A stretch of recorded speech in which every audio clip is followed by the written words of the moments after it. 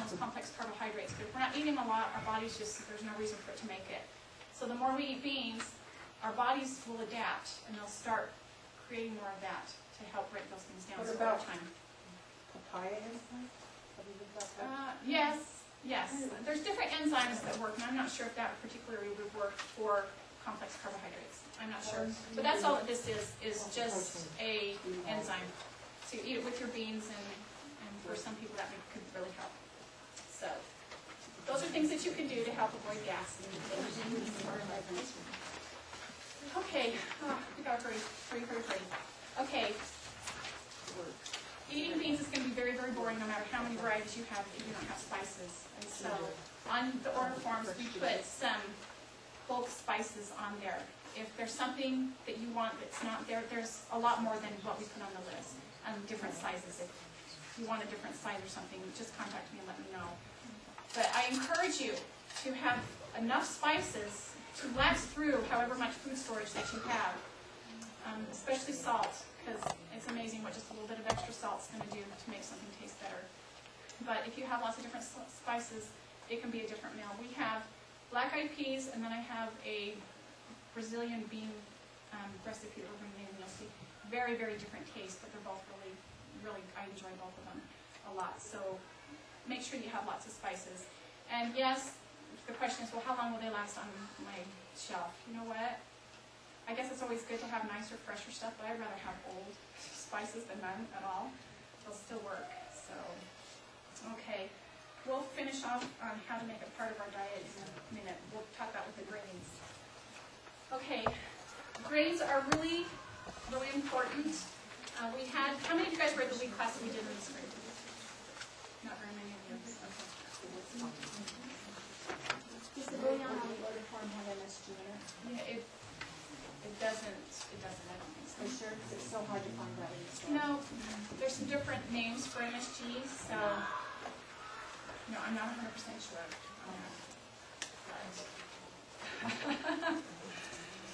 Okay.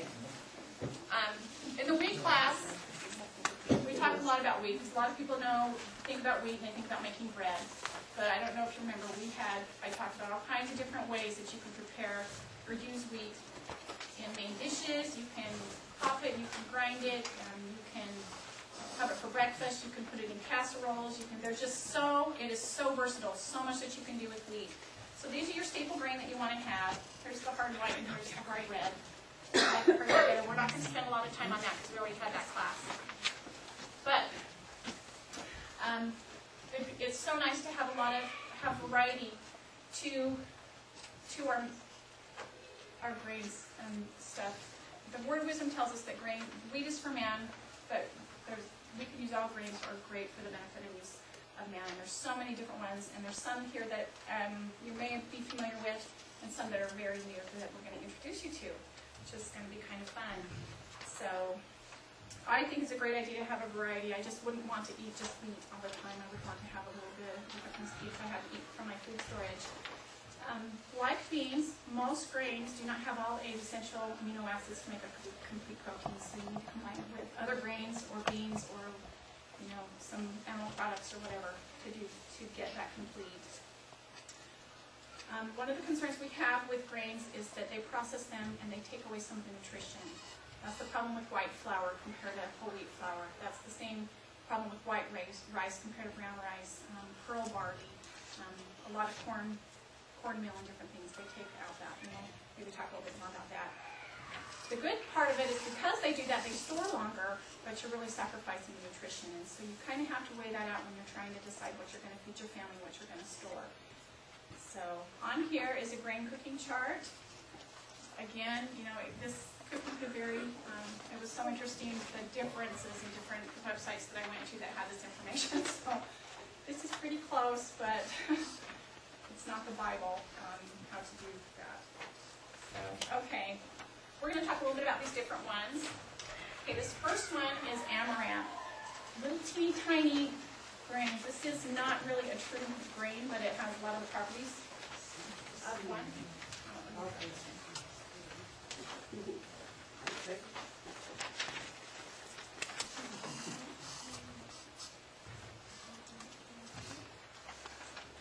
you know what, I'm gonna backtrack really quick, and so I make sure I don't miss this.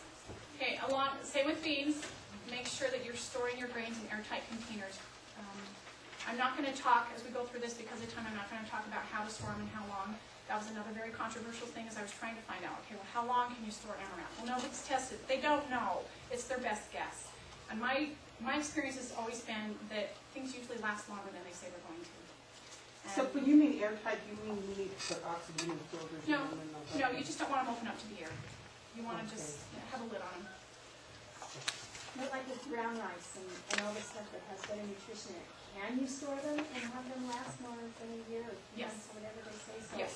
So how do you know how long you can actually store those? We for? bought some, we did a group order on brown rice, and it's supposed to be, the timeline is supposed to be done about right now. I haven't even opened any of it yet, but I fully expect, I keep them down in my basement where it stays relatively cool. They have oxygen absorbers, they're in cans. I'm really not too worried about it. They will not last 30 years, but I think that you probably have at least 3 to 5 years on In them. the can, you're talking in the cans. In the right? cans. Like I have stored some in the garage, like in the winter I'll leave it in the garage when it's cold, and for about 2 years, and they're not, that's just in the bucket. In the bucket. Without Without an oxygen absorber. I was told that if you buy higher quality grains that don't have as many cracked kernels and all that, then the grain itself is intact and they won't go rancid because they're not exposed to it. Okay. And I found that if I buy higher quality of the rice, So how do you know it's good? I don't know, I bought mine in kitchen beans and that's what they told me. So I believed them and it seems to work. Because I bought it before and I've had it go rancid on me and Okay. it's nasty. So if you want to store them for a long time, just keep them in a cool place.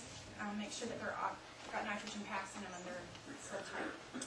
Okay, so amaranth, it's an ancient grain that was used in Mexico by the Aztecs and different civilizations back then. It is one of the greatest grains. I went to one website in particular, and they says, as far as nutrition goes, this was #1 on their list. It's just really got a lot of nutrition. But I will just tell you, it cooks up. When it cooks up, you know how usually when you cook up rice and millet, and rice, you probably don't know about millet much, but rice, how it's just kind of fluffy and stuff. This cooks up really sticky, okay? So this would be good for a breakfast cereal, but I don't know that I would use it as a side dish or a main dish unless I added a little bit to some other things that I was, added it to rice or I added it to whatever else I was using. But grinding this into flour, you can use this in your baking and some different, just excellent nutrition. Okay, you can even pop it. I have an energy bar, so to speak. It's called Ama, and it's named that because of the amaranth. They pop it, and they put it in. So you can add popped amaranth to granola, to, just about anything. There's different things you can do with that. But it's high in nutrition, but it's just, it doesn't quite have the versatility as wheat and some of the other Do grains. you have to, sorry if I'm being too, do you have to, I know one of the grains, and I can't remember if it's that or quinoa, you're supposed to rinse it first or something. Quinoa, we'll talk about that in just a minute. Okay, so amaranth doesn't have to be rinsed. How you pop it? In a skillet. Just in a skillet, get a skillet hot. Don't You put don't very even much have in to there. add oil. Don't add oil or anything, and just get it hot and it'll pop. Most Is that a grains, hot air popper? if not all, you can pop like that. Hot air Add- popper, would that work? I wouldn't. I don't think it would Just do go. it in a pan. And then you can add some seasonings to them and whatever.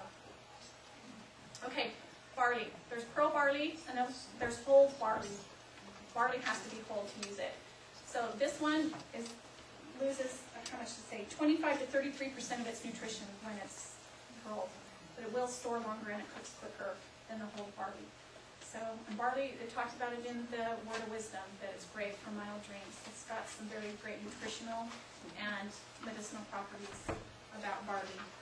So you can put it in breads, you can, it's got a lot of the versatility of wheat. You would just, it doesn't have as much gluten, so you would have to add wheat flour to it or add a lot of gluten flour to it to be able to just do plain barley bread, or it's just not going to, it's going to be. It makes good muffins, like they're kind of spongy. It's an interesting texture. They're quite light.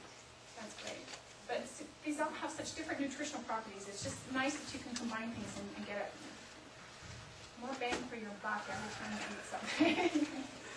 I guess. Okay. Okay, buckwheat. I don't know if you've ever seen buckwheat. It's really fun. It's like these little triangular things. It is not related to wheat